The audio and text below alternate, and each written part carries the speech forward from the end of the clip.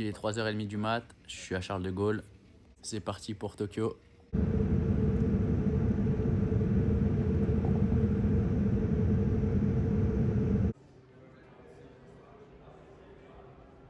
Voilà, bien arrivé à Tokyo. On va commencer à prendre le monorail pour se rendre au Airbnb que j'ai loué pour les premiers jours. Très important, en arrivant à l'aéroport, chopez-vous direct une Suica Card. Elle vous permettra d'utiliser le réseau de transport dans tout le Japon sans avoir à faire la queue et acheter des tickets à chaque fois. C'est plutôt pratique. Je vous laisse trouver plus d'informations sur YouTube à ce sujet.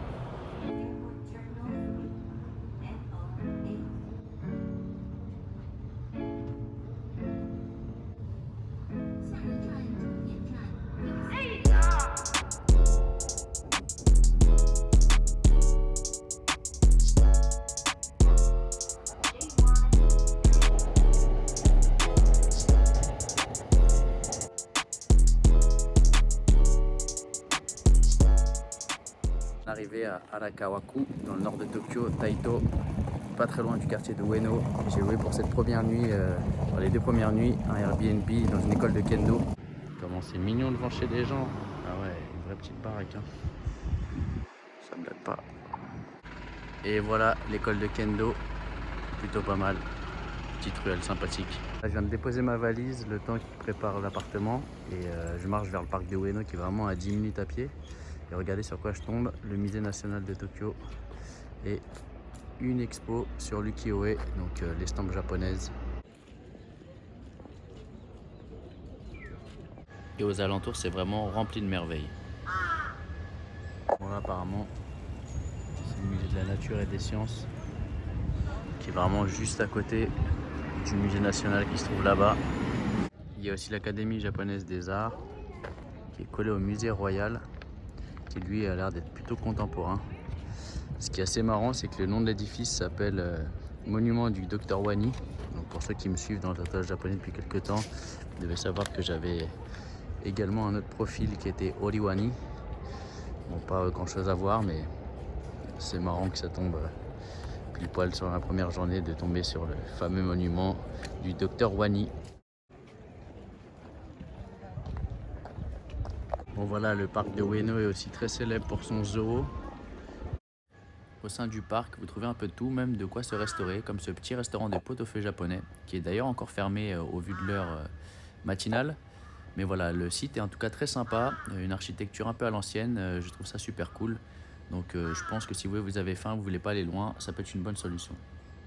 Bon, en plus des nombreux musées que vous trouvez au parc de Ueno, il y a aussi ce magnifique temple à visiter. C'est vraiment magnifique. Bon, c'est en pleine réparation, là il y a une charpente, c'est assez impressionnant. Et le problème, c'est que comme partout, là c'est vraiment blindé de monde. Ça donne pas vraiment envie de prendre le temps de visiter. On est en plein printemps, donc comme vous pouvez le voir, les couleurs semblent quand même magnifiques. Hein. Waouh, vraiment charmé cette estampe ukiyo-e. Bon, c'est vrai que c'est vraiment trop beau. Je me sens un peu dans l'obligation de vous faire visiter ce sanctuaire finalement. Bon, on reconnaît le petit côté paisible des temples, malgré le tumulte des gens à droite à gauche. Il y a quand même des petits endroits où on peut arriver à être un peu au calme.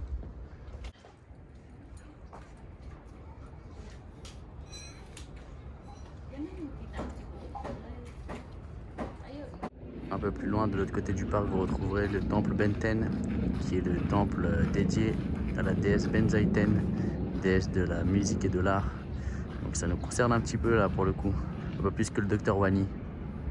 Et puis en plus, si vous voulez chiller, il y a ce petit étang avec une vue pour se poser. Bon là de ce côté c'est tout ras, mais sur le côté à gauche là, vous retrouvez des nénuphars.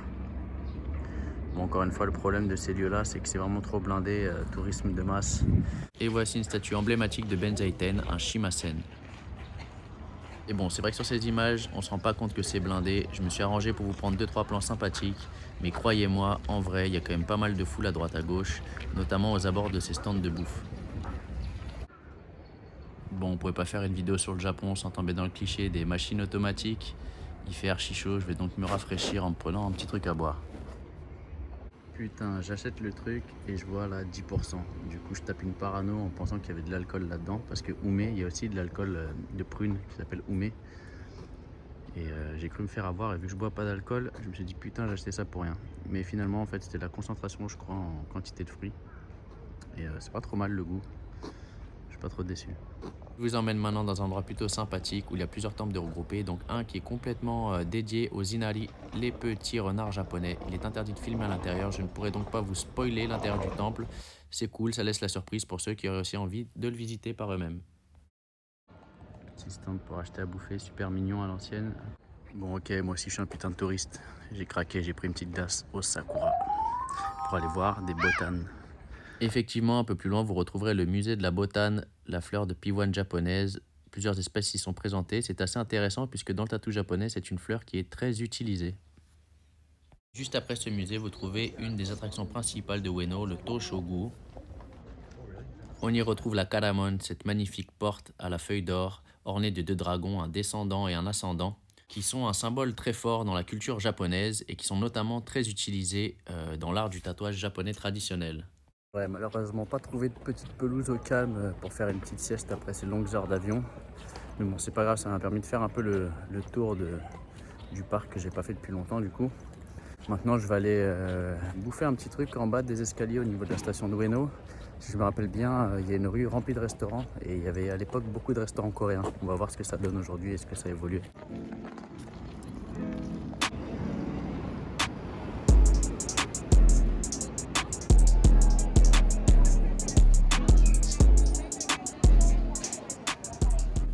Vous m'excuserez, j'avais vraiment trop faim, je me suis donc arrêté dans le premier resto de gyoza que j'ai croisé. J'ai pris un menu plutôt simple, donc du riz, des gyoza, une petite soupe, une petite salade, histoire de me requinquer avant de retourner au Airbnb.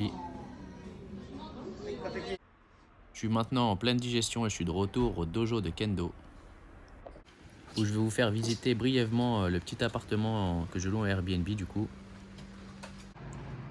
Et voilà ce que ça donne, enfin dans l'appart après avoir erré pendant plusieurs heures au parc de Ueno et ses alentours. Ça va franchement bien loti hein. Pour le prix que ça me coûte. C'est vraiment pas grand chose. Je suis vraiment bien quoi, le futon, tout ça là, le lit. Quoi demander de plus hein. Petite vue sur la rue avec balcon. C'est parfait, je suis au max.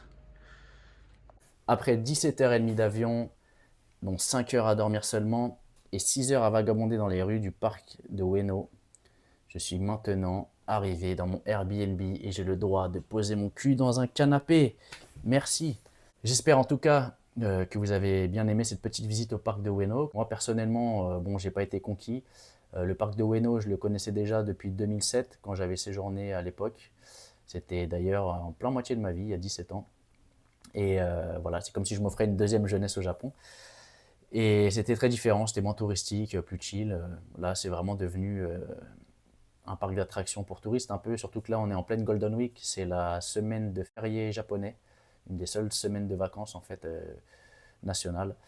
Et du coup, bah, tous les gens profitent des attractions locales, que ce soit les touristes ou même les propres japonais. Ce qui fait que voilà, les endroits sont blindés. Moi, je suis allé au parc de Ueno parce que c'était pas très loin, en me disant bon Guigui, tu vas faire une petite sieste au calme sur l'herbe, tu vas bien te trouver une pelouse, et c'était pas du tout le cas. Il n'y a pas vraiment d'endroit pour se poser. Il y a quelques bancs qui sont d'ailleurs tous pris en général. Et bon, voilà quoi, c'était pas du tout à quoi je m'attendais. Que ça m'a permis quand même de vous le présenter. Et bon, j'espère que ça donnera quand même envie à certains d'entre vous de visiter les beautés architecturales des temples et le parc en lui-même, puisque c'est quand même un lieu historique, c'est intéressant. Allez-y.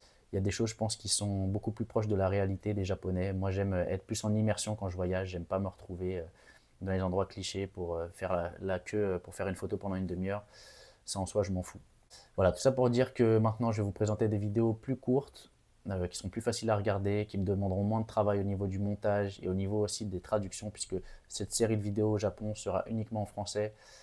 Ça va être cool parce que là, les dernières vidéos, c'était des vidéos d'interviews de 45 minutes où je devais traduire le portugais brésilien en français et je faisais tout manuellement pour vous fournir une traduction la plus proche de la réalité.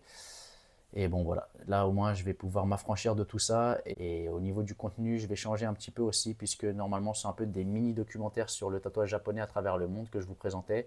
Et là je vais mélanger ça à mon jour le jour, en gros un peu comme un carnet de voyage sur les endroits que je vais visiter, ce que je vous recommande, vous montrer ce que je fais, qui je rencontre, les acteurs principaux du tatouage et du tatouage japonais ici que je rencontrerai.